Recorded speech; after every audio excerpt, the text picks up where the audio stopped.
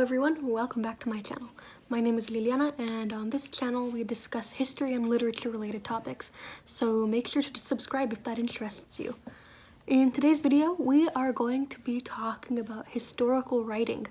I am going to just kind of be breaking down some of the main aspects of writing history papers and writing within the field of history for you guys, so that if any of you are struggling with your history classes, or if you would just kind of like a more in-depth discussion about it, you can find it here. Let me know if you guys like this kind of academic content, or if you would prefer for me to go back to the kind of more like fun historical stuff. So obviously when you're taking a history class, or if you're a history major, you have to write a lot. Not just full out papers, but maybe just like a one-page discussion or analysis of a topic, or a summary of what you read in last week's reading. This can be difficult if you haven't learned these skills that I'm going to share with you today. They are very important. I first learned them in my 10th grade AP World History class, but they also apply in college. I know this because my first semester of college, in one of my history classes, we went over these skills and they were explained to us, which was good for me because I had already learned it in AP World. These skills that I'm going to be talking about don't just apply to history classes. They are universal. They apply in any situation where you're writing a paper and you have to analyze someone's point of view or their bias or just kind of the context in which things happened. So if in any class that you're taking where you have to analyze a document, these skills will be sure to help you get a good grade, and your professor will be happy that you took the time to really delve into these sources and analyze the perspective of the author. These are also not just for college, they are also applicable to any AP history courses. So with all of that having said, let's get to it. The first writing skill that we're going to be talking about today is comparison. Now this should be pretty straightforward. It's the same thing as any kind of comparison that you would do of any two things.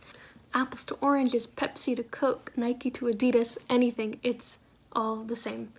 Comparison is basically when you just have two different historical events or two different ethnic groups or two different time periods, and whatever it is that you find in common between those two, you're comparing them in how they are similar. Notice that it just says comparison and not contrast, so you have to be very careful about the instructions at the top of your assignment. If it says compare and contrast, then obviously yes, you can point out the differences, but if it just says compare, then you're most likely going to want to just talk about the things that are similar in between the two groups that you are discussing.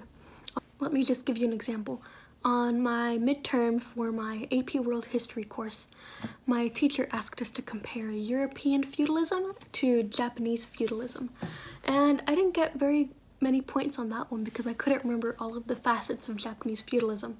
So for this example, you could say on the one hand, Japanese feudalism has the emperor and then the shogun, then the daimyo, samurai, followed by the common people. And on the other hand, you could say that European feudalism has the pope at the top, followed by the king and then his lords and all the peasants. And so to compare those, you would say in both examples of feudalism, you have a king that is relatively at the top, and then followed by lords, and then merchants and peasants at the bottom. Okay, next one.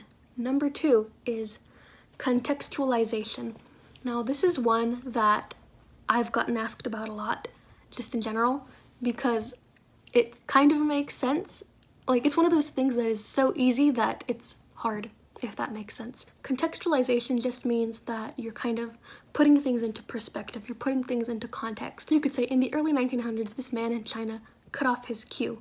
And so then at first it doesn't sound like a big deal, but if you go into the historical perspective, you would see that the queue, or a braid in the back of the head, was required for men to wear. The Qing dynasty came in and forced men to have this hairstyle, and it was very humiliating for them. So once you get that additional background information, then it kind of all makes sense for you why it was a big deal that this man in China cut off his queue.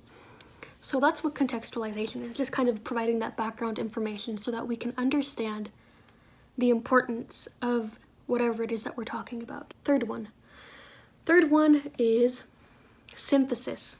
Synthesis is relatively easy. Synthesis can either be a really great thing for you to have in your pocket, or it can be a horrible thing. I would recommend that you not use synthesis unless you absolutely have to, or unless you're 100% sure what you're talking about, especially if it's in a timed exam where you don't have access to like the internet or your textbook and you can't do any research to double check your facts. Synthesis basically just means to blend, like when you have clothes and it's made of synthetic fiber. That means you blend from various different materials to make your clothes or whatever it is that you're wearing. In history, synthesis means that it's kind of like comparison.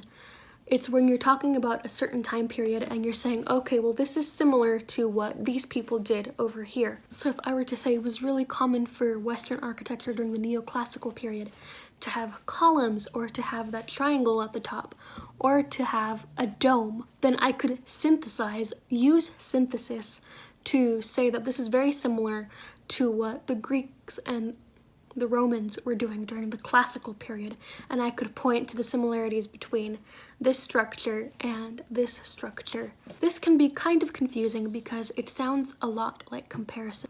But the thing is, with comparison, you're being specifically asked to compare between these two groups, to analyze the similarities between Japanese feudalism and European feudalism, whereas in synthesis, you're not usually asked on the prompt to do that.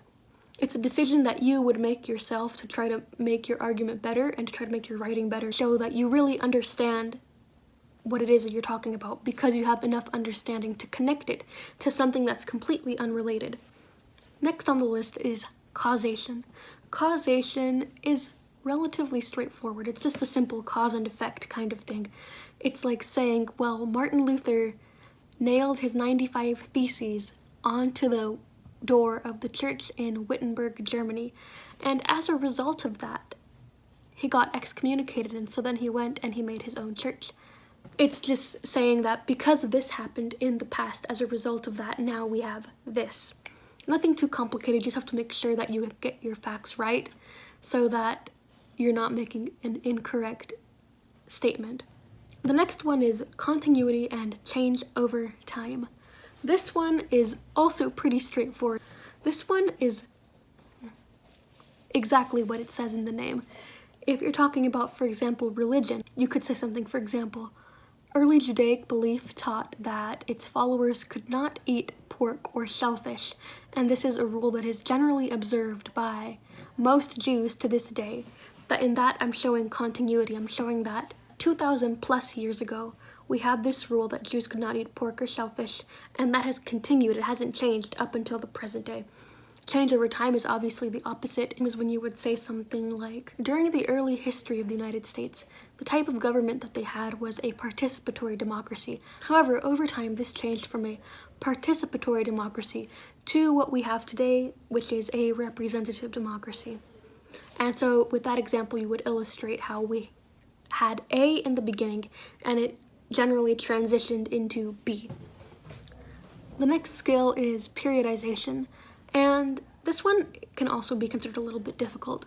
This is the one where you have to make sure that you know your dates. You have to make sure that you're in the same decade and that your dates are pretty on point. Periodization is basically where you attribute something to a period. Periodization is kind of like contextualization because, like I said earlier, contextualization is where you give the background info about whatever it is that you're talking about. We can understand that, oh, it was so monumental that this person did this at the time because it was illegal or because it was seen as inappropriate. Periodization is similar because you have to explain why historians break up times into periods the way that they do. So for example, the Victorian era, why is the Victorian era called the Victorian era? Well, the answer to that is it is the time during which Queen Victoria reigned, which is from 1837 to 1901. Why that period is what it is and what happened to make that period start or end. So the last historical writing skill that I'm going to be talking about is interpretation, and this is by far the most important one on the list, which is why I saved it for last, because you always save the best for last. This is interpretation, and this is, again, one of the ones that people have asked me the most about all the time. Interpretation can be a little bit complicated, especially if you have to write about a subject that you're not too comfortable with or that you don't remember a lot about. But it is a game changer for your essay. It will boost you from like a 0 to a 10 really quickly if you do it right and if you do it well. This basically means that if you're reading a historical document, like a diary or a letter, you analyze it to understand the perspective of the author. So this is an example that I remember from one of my history textbooks. Basically, it was a letter from this one man to somebody else, and this man had been a witness to this really big battle that took place in the Ottoman Empire. And so he was writing about how such and such a city was destroyed and how there were this many troops and how it lasted like so many days, etc., etc. And he was just basically describing the battle to his friend. And so basically in this letter, the author, the guy who's writing the letter, he was like, oh yeah, well, the city was destroyed, yeah, but the thing is, the army that came against us, they were terrible. They were so disorganized. They were just doing all of these horrible things and they didn't even know what they were doing. And that's why it took them so long to defeat. And so if you're writing a paper using that document, you would obviously have to analyze it and look for bias in the author. And that is what interpretation is. You would look at it and you would say, is this author telling the truth? Or does he just not want to admit that the opposing army was being organized, was doing an excellent job of raiding the city? He doesn't want to admit that they were able to be taken down so easily. And that's just what interpretation and analysis is. You're looking at the author, you're looking at who they are as a person, and you're saying, oh, well, clearly they have bias because they don't want to admit that he failed, or he's purposely portraying the other side in a bad light because they're his rivals or they're of another religion and he really hates them. That's all that interpretation is. So, yeah, a pretty important skill to have. It also, in addition to making your papers look good, it also lets you know whether or not what you're reading is reliable and whether or not the person that you're reading is telling the truth or if they're exaggerating just a little bit. So that is the end for this video. I hope these tips will help you with any papers you have to write in the future, and I hope you enjoyed this video. Don't forget to like, comment, and subscribe. Thank you for watching. Bye!